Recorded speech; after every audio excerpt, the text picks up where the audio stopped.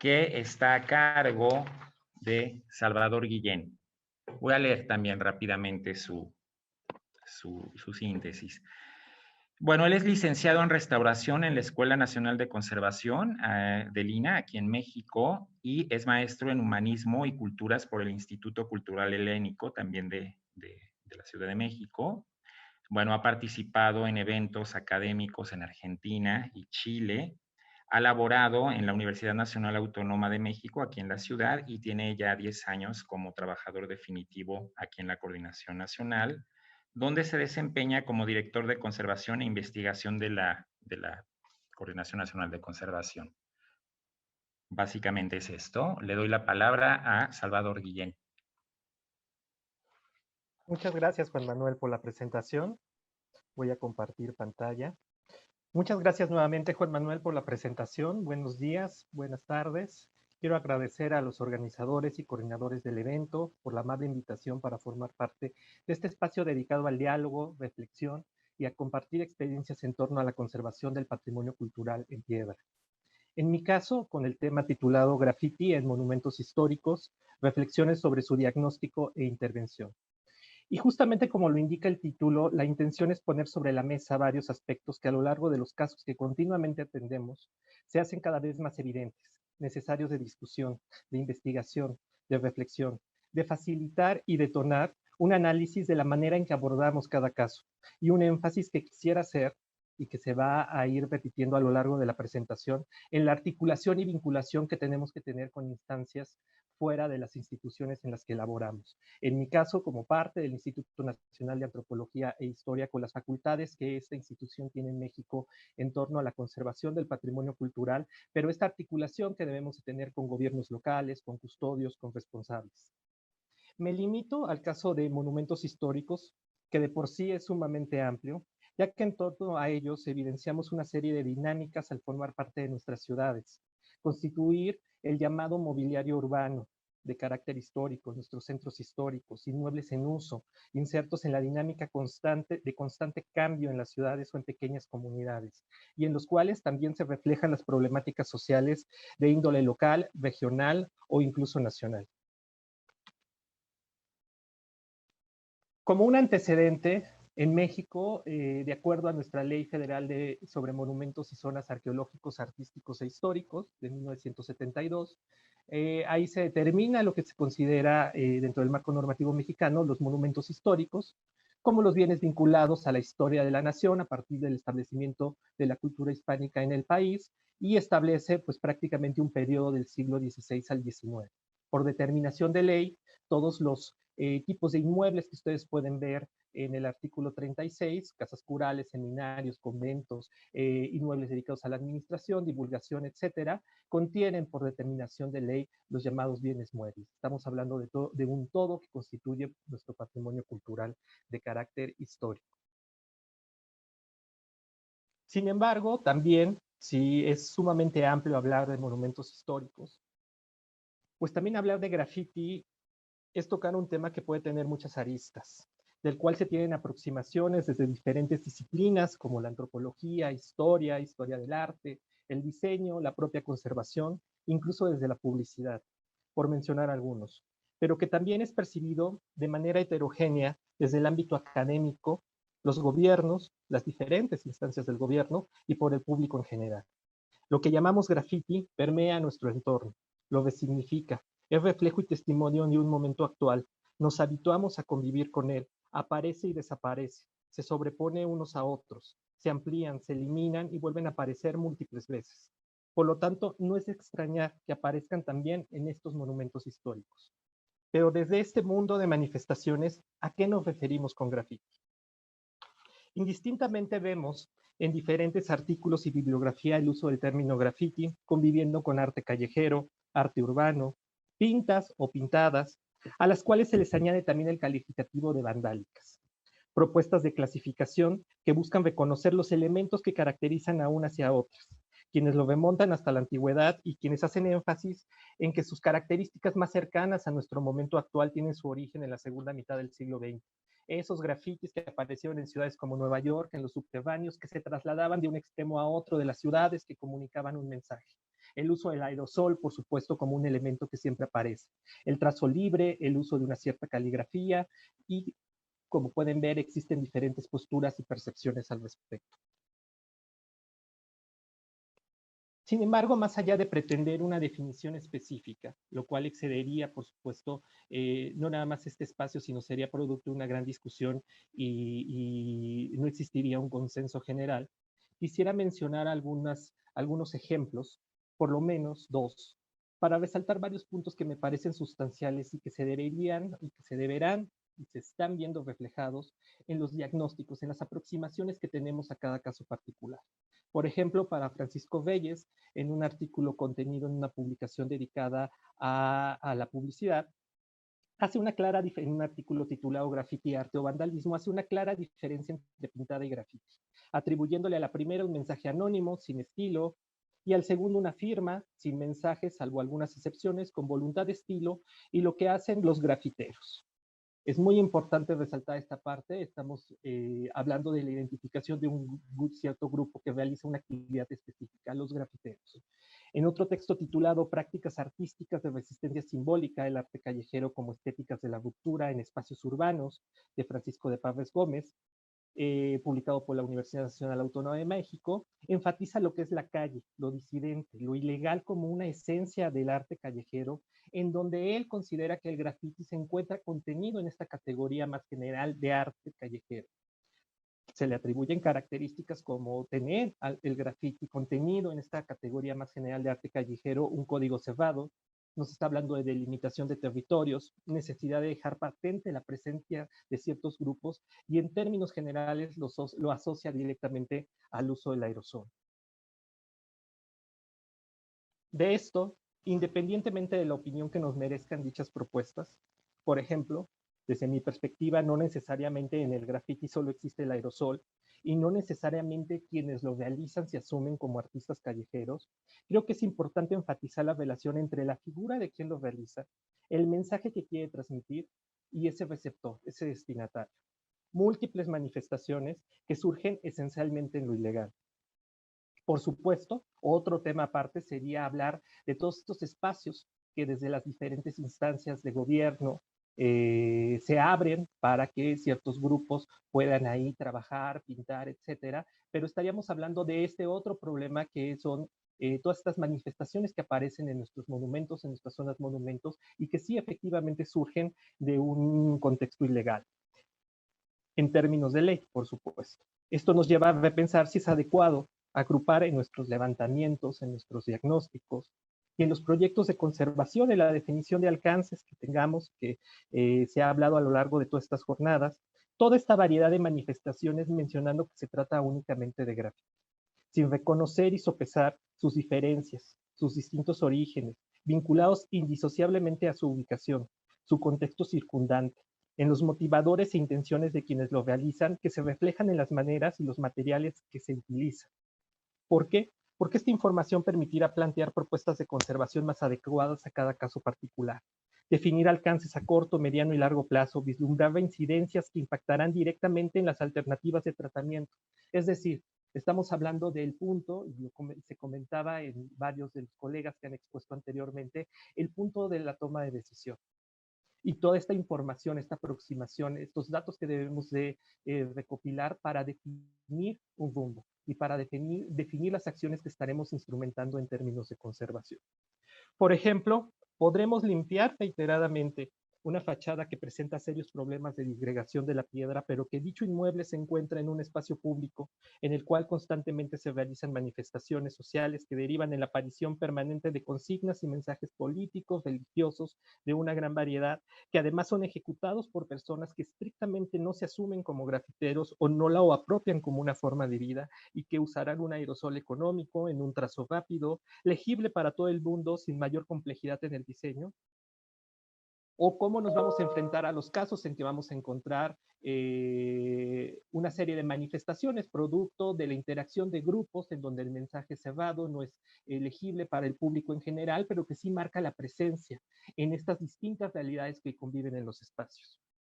Esto impacta a distintos niveles. En lo material, y en las alternativas de conservación que podremos instrumentar, pero también en las necesidades de vinculación y gestión con custodios, responsables de los monumentos, gobiernos locales.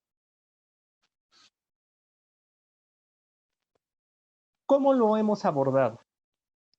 Evidentemente ha habido diversas aproximaciones a lo largo del tiempo y actualmente también lo que se realiza por parte tanto de las instituciones encargadas de la conservación como todos aquellos profesionales que realizan su trabajo de manera externa a ellas con las autorizaciones y con las supervisiones correspondientes por parte de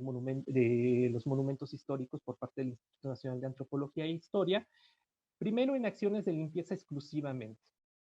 Acciones que se dirigen únicamente a la remoción. Y esto muchas veces enmarcado en cuestiones categorizadas como siniestros, en donde se activan una serie de procedimientos administrativos, cobros de seguro, etcétera, en donde el objetivo final está establecido que es el resarcimiento del daño. Por lo tanto, se acaban enfocando únicamente en la acción de eliminar esa pinta, ese grafiti que podemos encontrar en los monumentos. También muchas veces estas acciones, incluso sin las autorizaciones debidas, se pueden instrumentar por parte de los gobiernos. ¿Cuántos de nosotros no hemos visto o hemos acudido cuando existe una serie de apariciones de estos grafitis en distintos espacios y que existe la indicación de eliminarlos inmediatamente? Y entonces quienes salen pueden ser equipos de mantenimiento que salen a hacer limpiezas generales muchas veces sin ningún tipo de control, sin diferenciar el tipo de material sobre el cual se está haciendo la limpieza, su estado de conservación, si son inmuebles, monumentos históricos o no, etcétera. También proyectos de conservación específicos en donde el grafiti queda inserto como un elemento más que se reconoce como un deterioro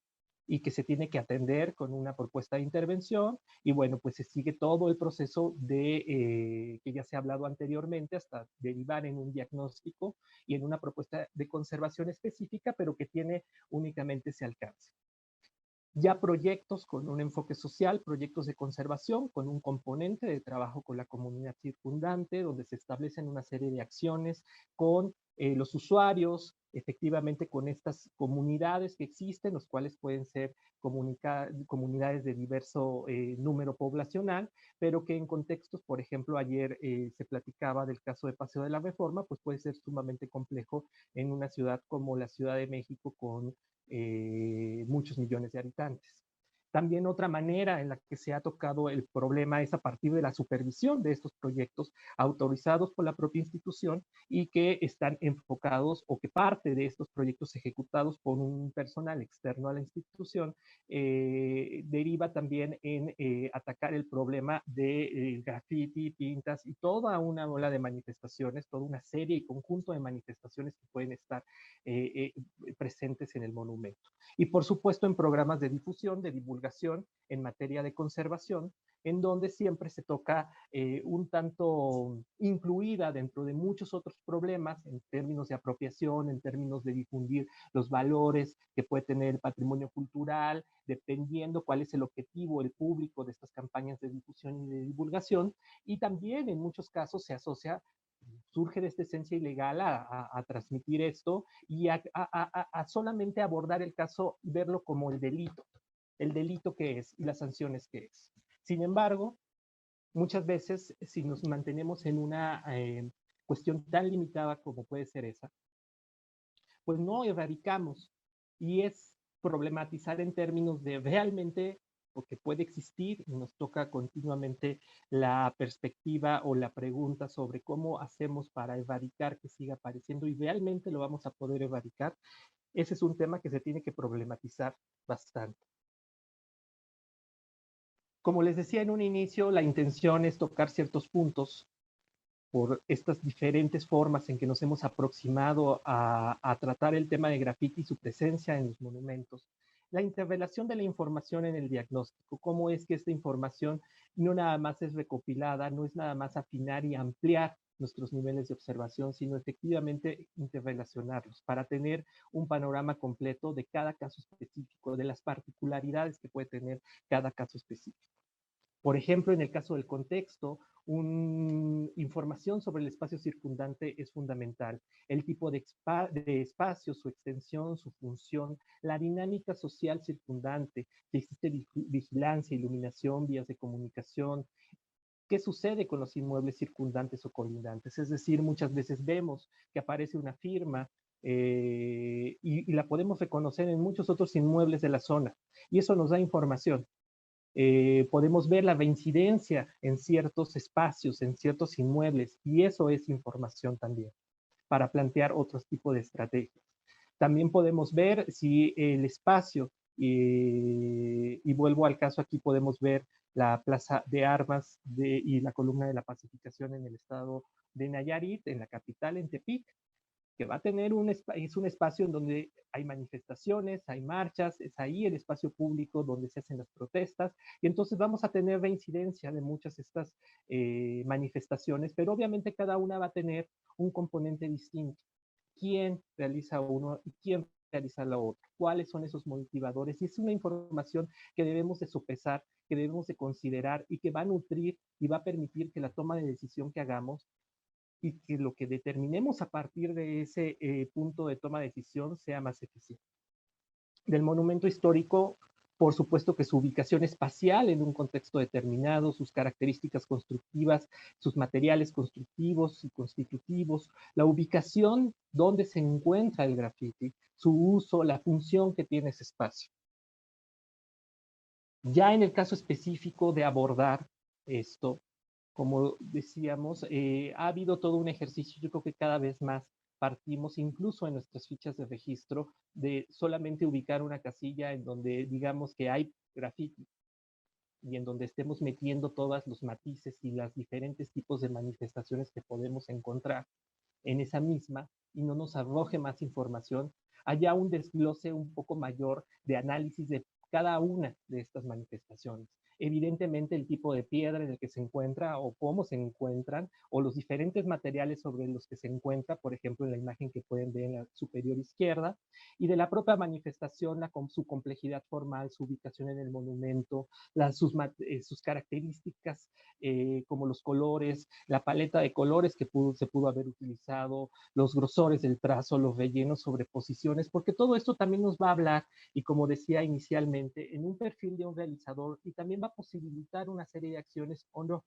que podamos instrumentar, no nada más ya de intervención directa sobre el monumento, sino también otro tipo de acciones que tengamos que generar estrategias, programas, etcétera, establecer espacios de diálogos con responsables, y hago mucho énfasis en eso, en donde podamos plantear este problema, porque muchas veces la solución no nada más va a venir por parte de los restauradores.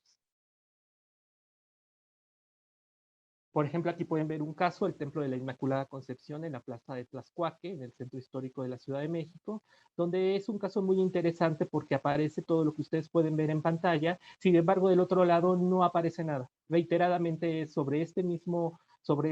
muro podemos ver el tipo de manifestaciones que hay, sobre todo realizadas en la noche. Entonces nos está hablando de una dinámica social y de un uso del espacio en momentos determinados. Como todos ustedes saben, y no voy a decir nada nuevo, por ejemplo, y por tomar un ejemplo aquí en la Ciudad de México, el centro histórico de la Ciudad de México no es el mismo el de la mañana, el del mediodía, en la tarde, en la noche y el de la madrugada. Cambia constantemente. Y aunque creamos que lo conocemos, si caminamos en otra hora o en la madrugada, vemos otro centro histórico, otra dinámica completamente distinta. Eso se va replicando en nuestras comunidades, en nuestros centros urbanos. Y por supuesto vamos viendo otras cosas, otro interactuar, otros diálogos que es necesario considerarlos y no nada más aproximarnos a ver el problema como desde el objetivo únicamente de la eliminación, sino como se ha mencionado y como vamos partiendo y como va cambiando este enfoque a lo social, también verlo en este tema vinculado al grafiti.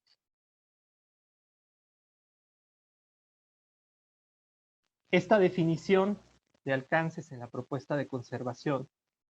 pues obviamente tiene que partir de un registro completo. Se ha hecho mucho hincapié del registro, pero un registro que nos pueda dar información, que pueda contener esa información, todos estos puntos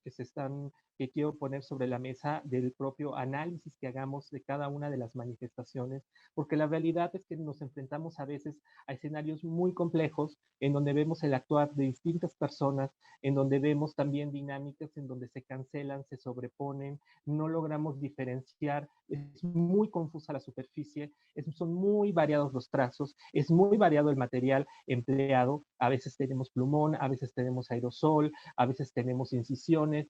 se están asociando también muchas veces stickers, se cancelan manifestaciones hechas con aerosol mediante la sobreposición de stickers en la superficie. Entonces vamos a tener un escenario un tanto complejo y entre mejor tengamos el registro y podamos contener esta información completa de lo que estamos enfrentando, no únicamente que existe la presencia de graffiti en el monumento histórico, por supuesto que eso nos permitirá una mejor toma de decisión y una mejor definición del alcance, tanto de los tratamientos de limpieza, si vamos a irnos a un caso muy específico, en un análisis a corto, mediano y largo plazo de acuerdo a la problemática. Muchas veces nos preguntan, y no me dejarán mentir los colegas de la institución, nos preguntan ¿y con qué limpio? Díganme ustedes con qué limpiar. Y yo salgo y lo limpio, sin un análisis, sin una aproximación adecuada a cada uno de los problemas. También el surgimiento de materiales que se empiezan a comunicar como panaceas, con esto puedes limpiar todo y entonces puedes salir a limpiar todos los muros del centro histórico con este material, que además ni siquiera se cuenta con una buena información y que lo van a ejecutar, no se va a ser enmarcado en un trabajo profesional.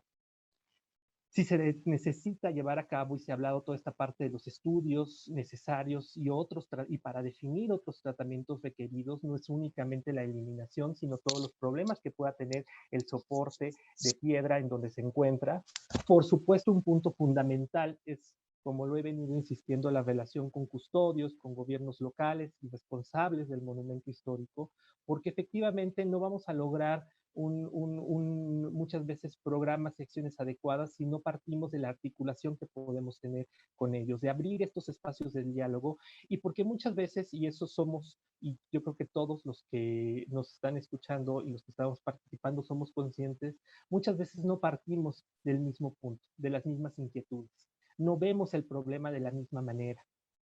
También es muy común que aparezcan una serie de consignas y que la instrucción sea eliminarlas al día siguiente.